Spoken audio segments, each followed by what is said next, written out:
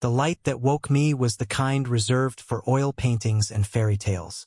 It was a soft, gilded light, pouring through the mullioned windows of the bridal suite at Blackwood Manor, catching the dust motes and turning them into a swirling galaxy of miniature stars. For a moment, suspended between the gossamer veils of sleep and the solid reality of the day, I was simply Alara, a woman in a comfortable bed, bathed in morning sun.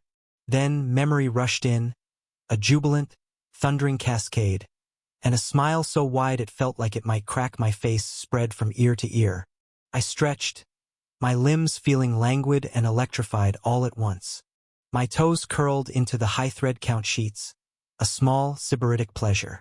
Outside, the world was alive with the gentle hum of preparation.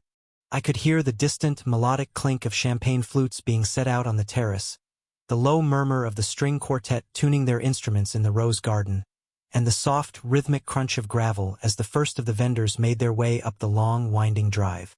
Every sound was a note in the symphony of the best day of my life. Rightness. This was the dress I would wear when I became Mrs. Alara Harrison, when I promised my forever to Liam. We had met by chance, a cliché I adored. A dropped portfolio of architectural drawings on a rainy Tuesday, a shared, frantic scramble to gather the wind-scattered pages, two sets of hands brushing together.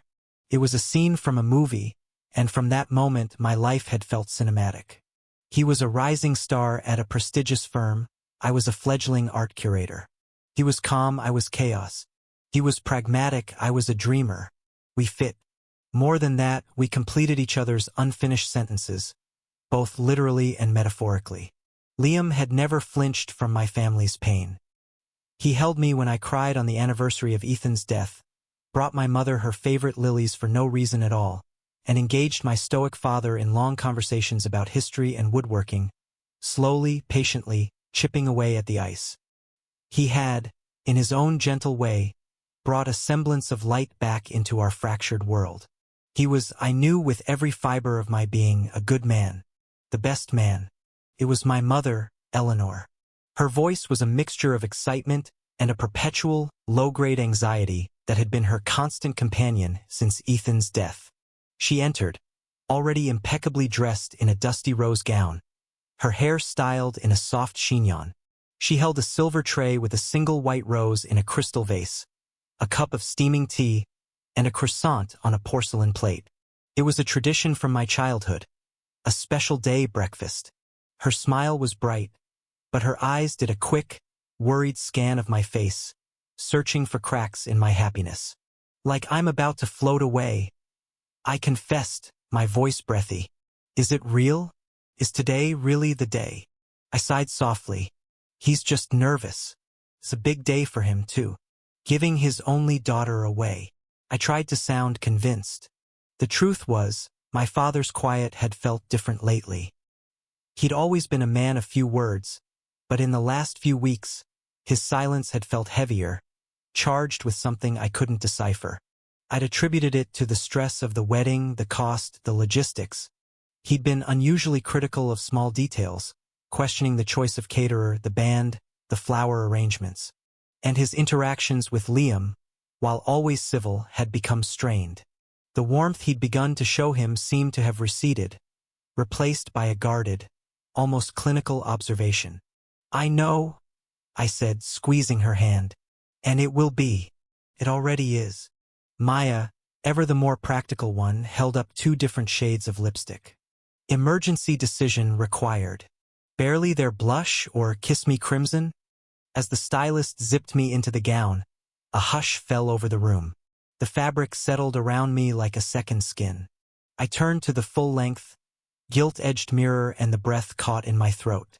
The woman staring back at me was serene, confident, and incandescently happy. This was me. This was the woman Liam would see walking towards him. Chloe was openly weeping. You're the most beautiful bride in the history of all brides. The mention of his name was a sharp, sweet pang in my chest. I wish he was here, I whispered, touching the small, silver locket I wore. Inside was a tiny, smiling photo of him at age 14, all gangly limbs and mischievous grin. My phone buzzed on the vanity. A message from Liam. Counting the seconds until I see you. I'm the luckiest man in the world. I love you more than words can say. It was the last lie I would ever tell him. The view from my father's vintage Rolls-Royce was a blur of sun-dappled green. We drove in silence, a departure from the cheerful noise of the bridal suite. My father, handsome and distinguished in his perfectly tailored tuxedo, stared straight ahead, his hands gripping the steering wheel with a white-knuckled intensity that seemed at odds with the placid, winding country road. The silence wasn't comfortable or companionable. It was a living thing, a heavy blanket that smothered the air in the car. He took a slow, deep breath before answering, his eyes never leaving the road. Just a lot on my mind. He didn't smile. He turned his head and looked at me, and for the first time that day, I felt a genuine prickle of unease. His expression wasn't one of fatherly pride or sentimental nerves. It was haunted. His eyes, normally a warm, steady brown, looked hollowed out, shadowed by a torment I couldn't begin to comprehend. The question was so jarring, so utterly out of place, that I laughed. It was a brittle, confused sound. Dad? What are you talking about? Of course I'm certain. I've never been more certain of anything in my life. I love him. What is that supposed to mean? My voice sharpened. What's gotten into you? You liked Liam. You were just starting to open up to him. A cold dread began to seep into the marrow of my bones, chilling the warmth of the champagne and the morning sun. This wasn't wedding day jitters. This was something else. Something dark and serious. Dad, you're scaring me. What things? What don't I know? If you have something to say it now. Don't speak in riddles. Just be prepared, he finally said, his voice a low, defeated whisper. He parked the car in the designated spot behind the church. He turned off the engine, and the ensuing silence was absolute, broken only by the frantic, panicked thumping of my own heart. He wouldn't look at me. He just stared at the windshield, at the ancient oak tree that shaded the church entrance. He finally turned, and his eyes were filled with a profound, soul-crushing pity. It was the same look he'd had on his face the day he'd had to tell me that Ethan was gone. The dread turned to ice-cold terror. Before I could respond, before I could demand he explain his terrifying, cryptic words, there was a tap on the window. It was the wedding planner, beaming, oblivious to the emotional vortex inside the car. "It's time," she mouthed, gesturing towards the church door. My mind was a maelstrom of confusion and fear. What did he know? What was he going to do? Was he going to make a scene? Object? For a wild moment, I wondered if he was unwell, if the grief and stress had finally caused some kind of break. But the look in his eyes wasn't madness. It was a terrible, gut-wrenching clarity. The doors swung open. He was even more handsome than I had imagined. His tuxedo fit him perfectly, and his blonde hair was catching the light like a crown. His eyes found mine, and he smiled. It was the smile that had saved me, the smile that promised a lifetime of safety and happiness. In that moment, seeing him there, so real and so full of love, my father's dark warnings felt like a fever dream, a phantom limb pain from a long-healed wound. I smiled back, my heart feeling like it would burst with love for him. He was my future. Everything was going to be all right. We passed my mother in the front pew. She looked radiant, her eyes shining with tears of joy. She blew me a small kiss. We passed Liam's parents, their faces beaming with pride. We reached the front of the church.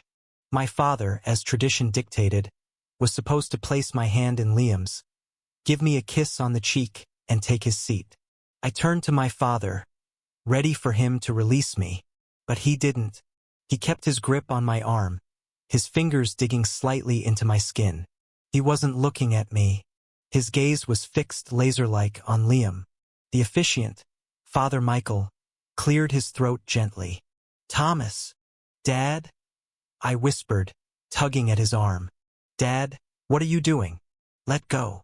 "Before we go any further," my father said, his words slicing through the sacred silence. He did not address the priest or the congregation. He spoke only to Liam, his eyes boring into him. There is a matter of identity we need to clear up. Liam's face, which had been a mask of confusion, now paled. A sheen of sweat appeared on his brow. He shot a panicked, fleeting glance at me before his eyes snapped back to my father. Thomas, I don't know what you're talking about. This isn't the time or the place.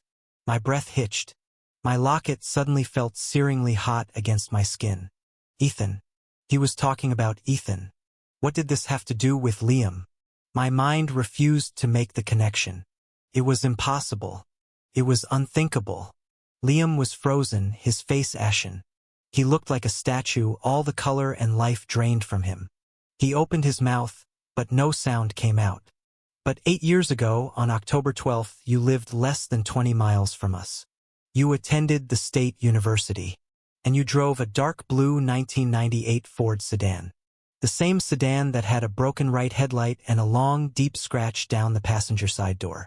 The same sedan that struck and killed my son, Ethan, and never even stopped.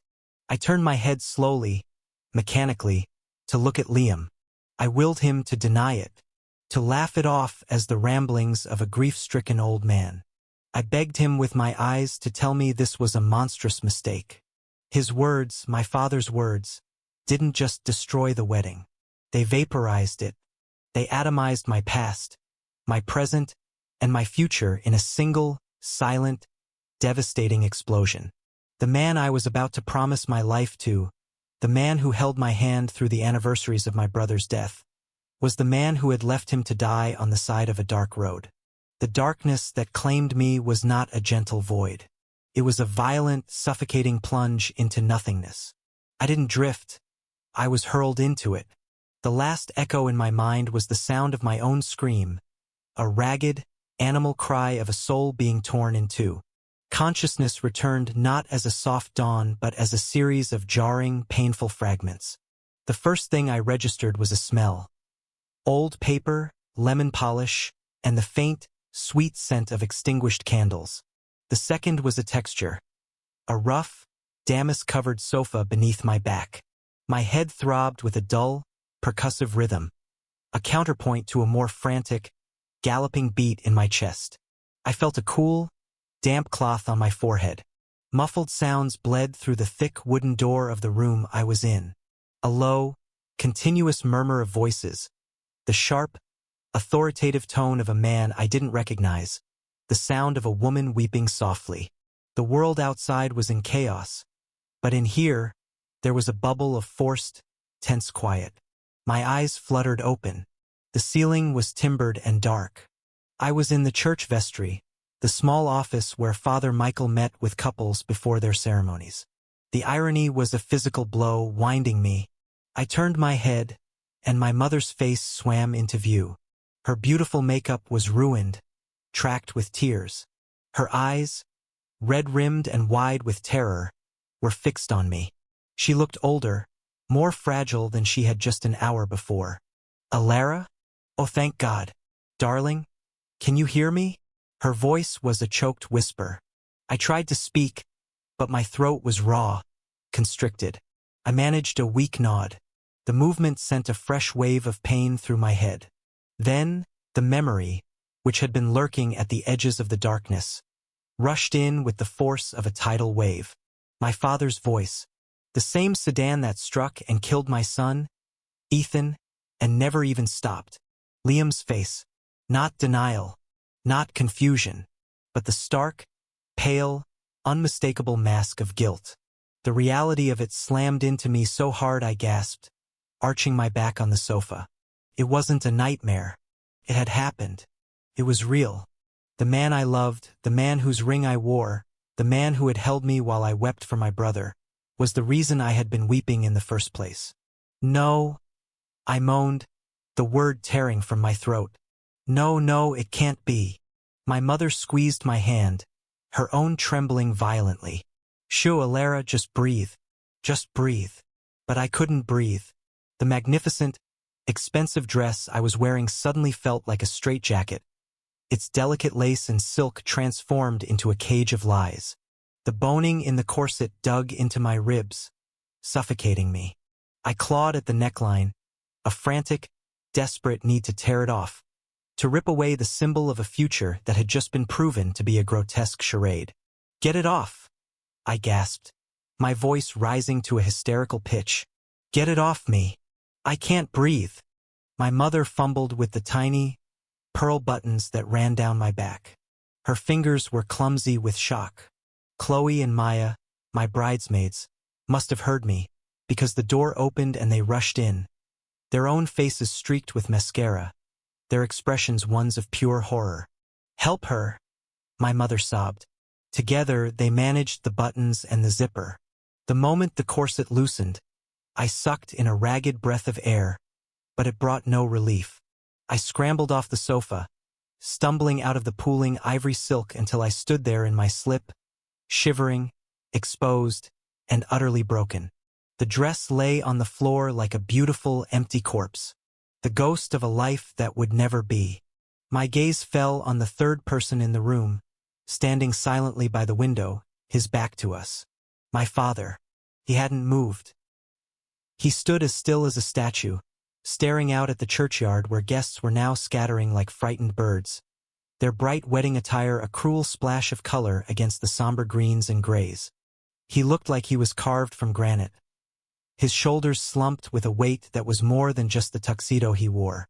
A new emotion, white-hot and volcanic, erupted through the shock and grief. Rage. I stalked towards him, my bare feet cold on the stone floor. "You..." I spat, my voice a venomous hiss. "You knew. How long did you know?" He turned slowly. The look on his face was not one of triumph or vindication. It was a look of profound, devastating weariness. The skin around his eyes was dark, bruised-looking. He had not slept in days, I realized. Maybe weeks. "Not long enough," he said, his voice gravelly with exhaustion. "Too long." "How?" I demanded, my hands clenched into fists at my sides. "How did you know? I want to know everything. Now." My mother tried to intervene.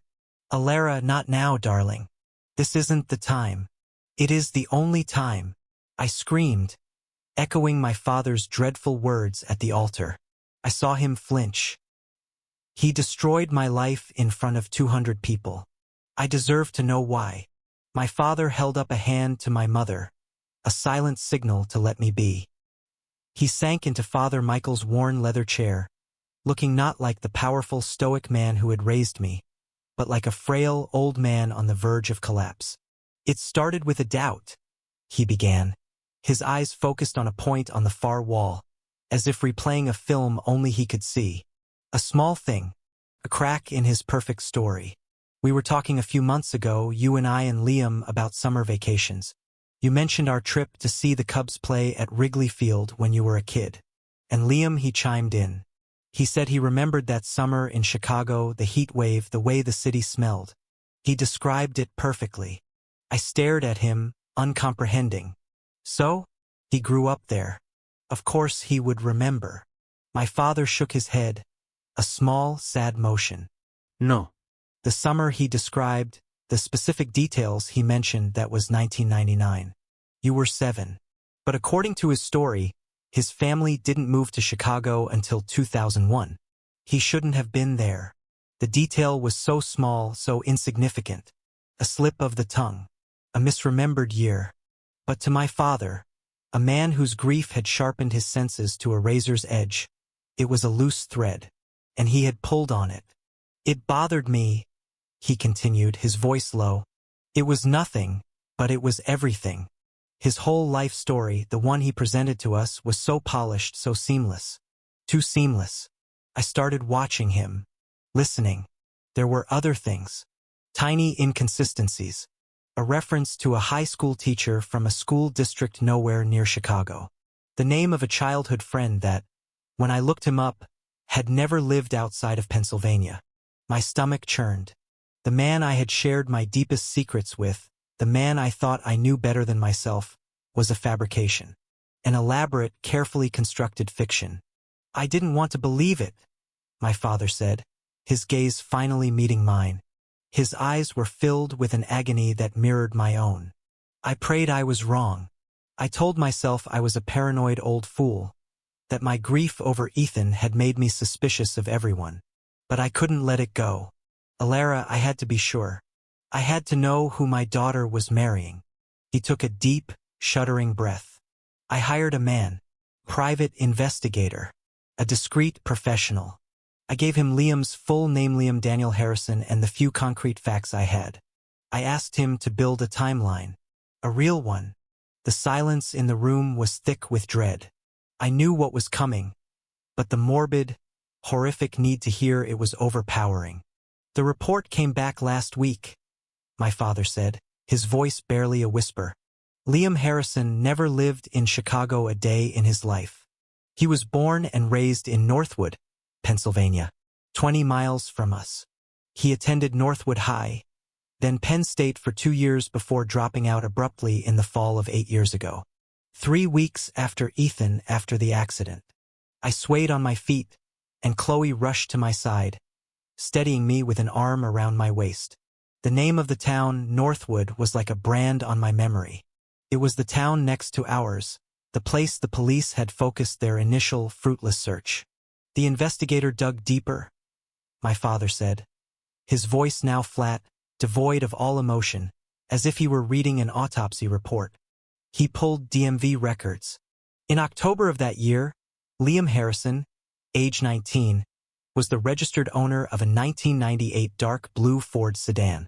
The registration was canceled, the car reported as scrapped, on October 25th, 13 days after Ethan died. My mind flashed back to the police reports we had pored over for years. The single witness, an elderly woman walking her dog, had seen a dark-colored sedan speeding away.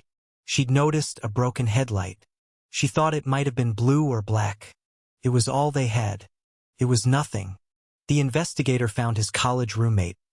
My father's voice was relentless, each word a hammer blow.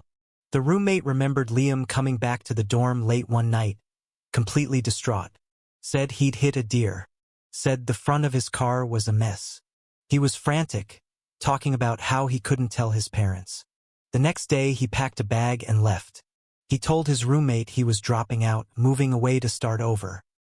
He never saw him again. The pieces clicked into place with a series of sickening final snaps. The lies, the move, the scrapped car, the perfect new identity in a new city.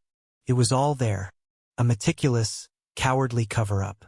The final piece came yesterday, my father said, his face crumbling. The investigator found an old social media profile he'd abandoned. There was one photo from his freshman year of college. He was standing in front of his car, proud as could be. The dark blue Ford sedan. In the photo, you can just make out the license plate. My father didn't need to say it. I knew. It was the partial plate number the witness had given the police. The one they could never trace to a specific vehicle. He had lived with this knowledge for a week. He had watched me go through my rehearsal dinner. He had seen my unadulterated joy, my blissful ignorance, all while knowing the man I was about to marry was my brother's killer. The torment he must have endured was unimaginable. Why? I choked out. Why today? Why like this? When else, Alara? He cried, his voice finally breaking, the fortress of his control shattering into a million pieces. Do I tell you the night before, and let you suffer alone in the dark? Do I let you go through with it, let you marry that monster, and then tell you poisoning your marriage forever? No, there was no good way. There was only this. Public horror, yes, but a clean break, an undeniable end. I had to destroy the lie completely so it could never poison you again. I did it for you. I did it for Ethan. He buried his face in his hands, and for the first time since I was a small child, I saw my father weep. Great, body-racking sobs of grief and despair that had been buried for 8 long years. My mother went to him, kneeling by his chair and wrapping her arms around his shaking shoulders, their shared sorrow a terrible, sacred thing. Just then, the vestry door creaked open. Standing in the doorway, flanked by his own ashen-faced parents, was Liam. The sight of him stole the air from my lungs. He was no longer the confident, radiant groom from the altar. His tuxedo was askew, his tie loosened. His face was a sickly, grayish white, his beautiful blue eyes bloodshot and darting around the room like a cornered animal. When his gaze landed on me, standing there in my slip, stripped of all my bridal finery, he flinched as if I had physically struck him. "Ilara," he croaked, taking a hesitant step into the room. My father was on his feet in an instant, a low growl rumbling in his chest. "Get out." "Thomas, please," Liam begged, his eyes pleading. "Let me just talk to her. Let me explain." "Explain." My voice came out as a dead, hollow whisper. I felt a strange, icy calm settle over me, the kind that comes in the eye of a hurricane. I took a step forward, away from Chloe's supporting arm. "Explain what, Liam? Explain how you hit a 17-year-old boy and left him to die in a ditch? Explain how you scrapped your car and ran away like a coward? Or explain how you wormed your way into my life, into my family, and pretended to comfort me for the very pain you caused?" Each question was a stiletto, and I saw him recoil with every one. "It was an accident," he stammered, his voice cracking. Tears were streaming down his face now, but they evoked no pity in me. They looked like crocodile tears, shed for himself, not for my brother. "I swear it. It was raining so hard, I couldn't see. He ran out into the road. I swerved. I heard a thud. Panicked. I was 19 years old. I was a stupid, terrified kid. A kid." I laughed, a horrifying, humorless sound. Ethan was the kid. He was 17. He was walking home from his friend's house. He had his whole life ahead of him. "I know," he sobbed. "I know. I've lived with it every single day of my life. The guilt, it's eaten me alive, Ilara. I never stopped thinking about him, about his family. Don't you dare," I hissed, advancing on him. "Don't you dare pretend you cared. You erased him. You erased yourself. You built a new life on top of my brother's grave." "No," he insisted, taking a step towards me. Meeting you wasn't part of a plan. It was a coincidence, a miracle. And when I found out who you were, I was terrified. But I was already in love with you. I thought maybe it was a sign, a second chance. That if I could dedicate my entire life to making you happy, if I could love you and protect you, it could be a way to atone. The word hung in the air between us. Tone. That was it. That was the final, unforgivable truth. Our love, my love, the thing I had believed was the most pure and beautiful force in my life, was nothing more than a tool for his penance. I was his self-flagellation. My happiness was his desperate attempt to balance the karmic scales of his own cowardice. He didn't love me for me. He loved me as a symbol, as a path to his own absolution. The icy calm shattered, and the rage returned. A cleansing, righteous inferno. "Atone?" I screamed the word, and my hand flew up, striking him hard across the face. The crack of the slap echoed in the small room, sharp and final. He stumbled back, his hand flying to his cheek, a red mark blooming on his pale skin. His eyes were wide with shock. I was shaking, my whole body vibrating with a fury so profound it felt like it would tear me apart. "You don't get to atone. You don't get to use my happiness to wash the blood off your hands. My brother is dead. He is dead because of you, and my family has suffered for 8 years. My mother cries herself to sleep at night. My father turned into a ghost. And you were at our dinner table, eating our food, accepting our love, all while knowing you were the source of all our pain. You are not a man who made a mistake. You are a parasite, a ghoul who feeds on the grief he creates." I was vaguely aware of his parents trying to pull him back, of my mother calling my name, of my father stepping between us, a protective barrier. But my world had narrowed to Liam's horrified, guilty face. "Get out," I whispered, the rage suddenly spent, leaving behind a vast, hollow emptiness. "Get out of this church. Get out of my life. And if you ever come near me or my family again, I will not be as kind as my father was. I will not just expose you. I will destroy you." There was no fight left in him. He looked at me one last time, his face a mask of utter self-loathing and despair. He finally saw what I saw. Not a man worthy of redemption, but a coward who had built his life on a foundation of lies and death. His father put a firm hand on his shoulder and guided him out of the room, his mother following, her face a portrait of shame and sorrow. The moment he was gone, the last of my strength deserted me. I collapsed to the floor, not fainting this time, but simply folding in on myself. The sobs that came were not the hysterical cries from before. They were the deep, gut-wrenching, silent sobs of ultimate loss. I hadn't just lost a fiancé. I hadn't just had my wedding destroyed. I had lost my brother all over again. His memory now inextricably, hideously tangled with the man I had given my heart to. My father knelt beside me, his own tears spent. He wrapped his arms around me, holding me tight against his chest as I wept.